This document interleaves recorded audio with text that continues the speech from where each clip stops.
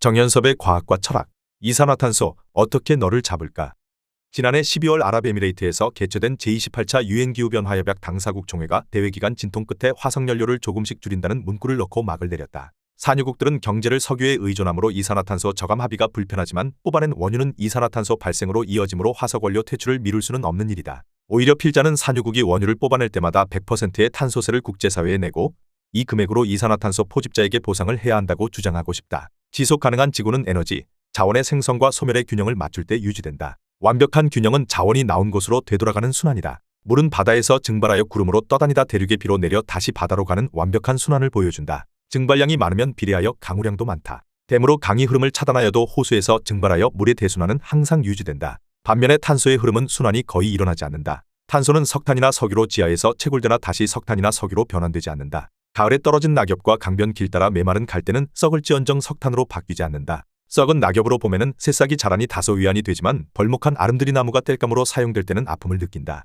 목재를 석탄으로 되돌려보내면 즉 순환시켜 이산화탄소 배출 문제를 줄일 수 없을까? 채굴된 석탄은 화석연료가 되어 문명의 온기를 불어넣었다. 채굴된 원유는 화학공업의 원료가 되어 산업소재로 변하고 의약품으로도 전환된다. 석탄과 원유에서 수백만 종류의 합성물질이 나오지만 결국에는 이산화탄소로 배출된다. 이산화탄소와 물은 세상에서 가장 안정한 분자이므로 모든 행위 후에는 이산화탄소와 물로 되돌아간다. 이 안정된 분자 이산화탄소가 왜 지구환경 재앙의 주범이 될까? 지구의 대기에 차곡차곡 쌓인 이산화탄소는 태양으로부터 적외선을 흡수한다. 메탄도, 물도 적외선 흡수 능력이 뛰어나다. 분자를 이루는 원자 수가 많으면 적외선을 잘 흡수하지만 원자 수가 많으면 휘발성이 없어 대기 중에 떠다닐 수가 없다. 세 개의 원자로 구성된 이산화탄소는 휘발성이 있으면서도 적외선을 잘 흡수해 온실효과를 나타낸다. 바닷물은 이산화탄소를 제법 빨아들인다. 흡수된 이산화탄소는 물속에서 탄산이온으로 변한다. 조개는 탄산이온과 칼슘으로 껍질을 빚고 죽으면 화석을 남긴다. 조개의 서식지 갯벌이 지구온난화 예방에 다소 효과가 있긴 하다. 하지만 산업문명이 뿜어내는 이산화탄소를 감당하기에는 역부족이다.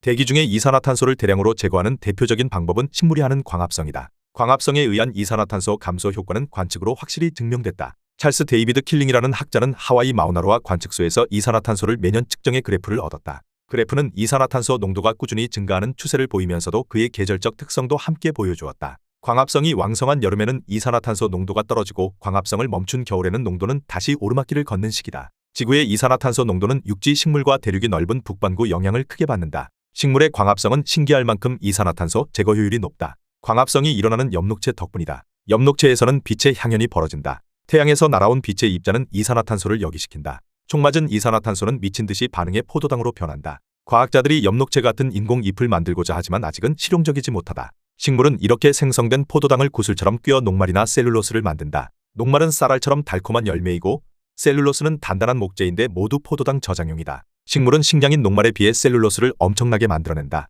지구의 모든 식물이 줄기와 잎의 주성분인 셀룰로스를 합성한다. 식물이 계속 성장하기 위해서는 튼튼한 줄기도 필요하기 때문이다. 이산화탄소의 농도가 증가하면 광합성도 활발해지니 셀룰로스도 더 만들어지지만 이를 거쳐 이산화탄소 농도는 줄어든다. 참고로 식물은 이산화탄소를 줄이는 광합성뿐만 아니라 이산화탄소를 늘리는 호흡도 동시에 한다. 그렇지만 식물은 성장한 줄기의 무게만큼 이산화탄소를 포집한다. 이를 아는 사람들이 열대우림의 벌목을 우려하고 산림청이 30년 된 고목을 베어낸다고 비난하는 이유다. 식물의 줄기가 성장하는 단계까지 이산화탄소 순환은 순조롭게 이루어지지만 이후부터 장애물을 만나게 된다. 이산화탄소에서 셀룰로스 덩어리인 나무가 벌목으로 목재가 되는데 이 목재는 장기적으로 보관이 어렵다는 게 문제다. 목재는 그대로 있지 않고 부패한다. 1년 만에 썩는 낙엽에 비하면 내구성이 있지만 목재도 몇십 년이면 썩는다. 퇴비는 식물이 반쯤 썩은 상태이다. 퇴비가 되는 과정은 상당히 복잡해 하나의 화학식으로 표현할 수 없지만 사람은 죽어 흙으로 돌아간다는 격언처럼 최종 물질은 분명하다. 퇴비 역시 이 세상에서 가장 안전한 물질인 이산화탄소와 물로 돌아간다. 퇴비화 과정에 세균이나 박테리아가 역할을 한다.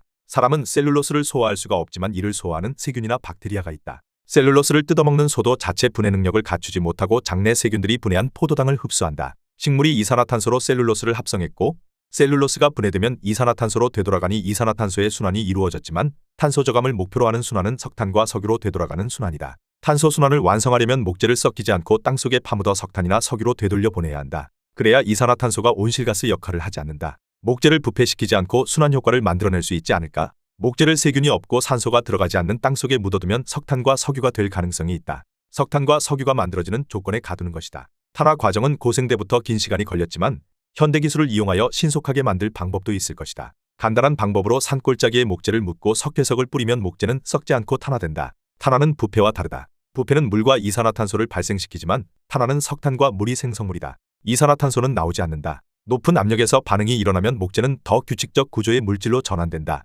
물과 이산화탄소가 안정한 물질이지만 압력이 높아지면 이산화탄소의 생성은 억제된다. 석탄이 만들어질 만큼 긴 시간과 압력을 얻기 어려우니 대신에 화학물질을 첨가해 효율을 높일 수 있을 듯하다. 2년 전인 2022년도 미 메릴랜드 대학의 생 교수는 목재금고를 만드는 논문을 발표했다. 목재금고는 목재를 산소가 차단된 지하 금고에 보관하는 무덤이다. 산소가 차단되면 목재의 부패는 일어나지 않으므로 천천히 석탄화가 진행된다. 논문에는 자세한 화학 반응은 명시되지 않았지만 진흙이나 석회가루를 뿌릴 수밖에 없다. 100m, 100m, 20m인 육면체 목재금고에는 10만 입방미터의 목재를 저장할 수 있다. 정성적으로 생각하면 나무는 석유의 밀도와 서로 비슷하므로 우리나라의 수입 번유량만큼 나무가 목재를 금고에 들어가게 하면 된다. 목재금고를 곳곳에 설치하면 귀중한 토지를 잡아먹게 되니 한도에 한두 곳만 설치하는 것이다. 쟁 교수는 탄소세의 반값으로 목재금고를 설치할 수 있다고 말한다. 목재금고가 가득 차면 그 위에는 잔디를 심어 목초지로 활용할 수 있다. 금고에서 목재가 석탄이 되기에는 긴 시간이 걸리겠지만 현실성이 없는 제안은 아니다. 만일 지구의 이산화탄소 농도가 떨어지면 목재금고를 열어 사용할 수도 있다.